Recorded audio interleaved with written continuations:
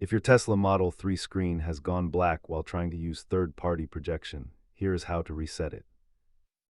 You will be relieved to know that 90% of these display glitches are just minor software hangs. The first step is performing a hard reset while you are safely parked. Hold both scroll wheels down until the screen reboots and the logo reappears. Often, these issues stem from outdated firmware or incompatible third-party projection adapters.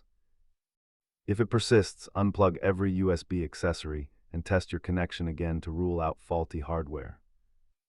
Try these home fixes first, but seek professional help if the screen remains dark after a factory reset. Data shows that the vast majority of these display issues are solved by the standard system reboot. If you are still stuck, try a full power cycle through the vehicle safety menu. Keep your Tesla app updated and always carry a spare high-quality data cable for testing. Remember, the computer needs a full minute to restart, so do not rush the process. If this helped you resolve your screen issue, subscribe for more Tesla troubleshooting tips.